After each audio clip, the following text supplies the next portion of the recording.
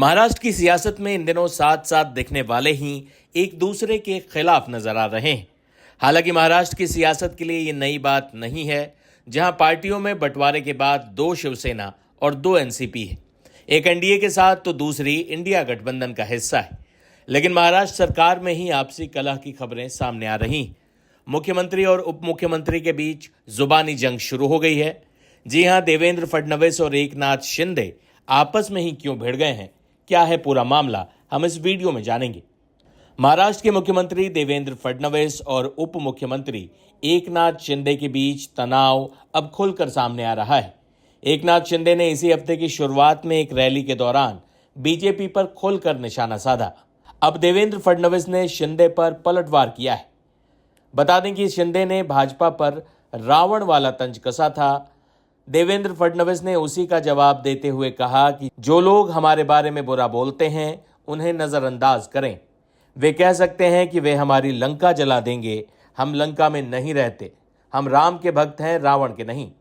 महाराष्ट्र के मुख्यमंत्री देवेंद्र फडणवीस ने कहा कि चुनाव के दौरान ऐसी बातें कही जाती हैं, इसे दिल पर ना लें। उन्होंने आगे कहा कि हम वही हैं जो जय श्री राम का नारा लगाते हैं। हमने अयोध्या में राम मंदिर में धर्म ध्वजा का अनावरण किया।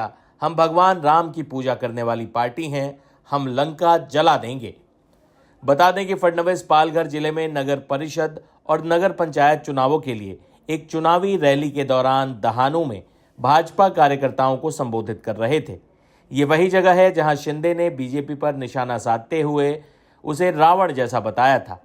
पालघर में अपने उम्मीदवार के लिए प्रचार करते हुए शिवसेना नेता शिंदे ने बिना नाम लिए भाजपा की तुलना रावण से की थी।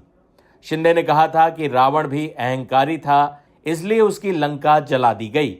आपको भी 2 दिसंबर मतदान के दिन ऐसा ही करना होगा।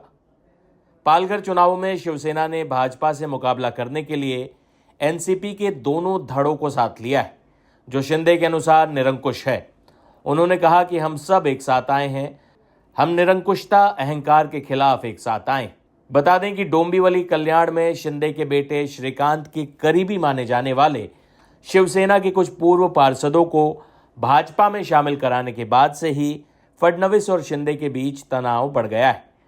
शिंदे ने इस मुद्दे पर साप्ताहिक कैबिनेट बैठक का बहिष्कार कर दिया था और इस मुद्दे को उठाने के लिए फडणवीस से मुलाकात की थी। मुख्यमंत्री ने कहा कि भाजपा शिवसेना के उदाहरण का अनुसरण कर रही है, क्योंकि शिवसेना ने उल्लासनगर से भाजपा पदाधिकारियों को अपनी पार्टी में शामिल किया है। शिंदे फडणवीस के जवाब से खुश नहीं थे और उन्होंने दिल्ली जाकर भाजपा नेता और गृह मंत्री अमित शाह से राज्य भाजपा की शिकायत की। ऐसे में दोनों नेताओं के बीच तकरार की खबरें मीडिया में छाई हुई हैं।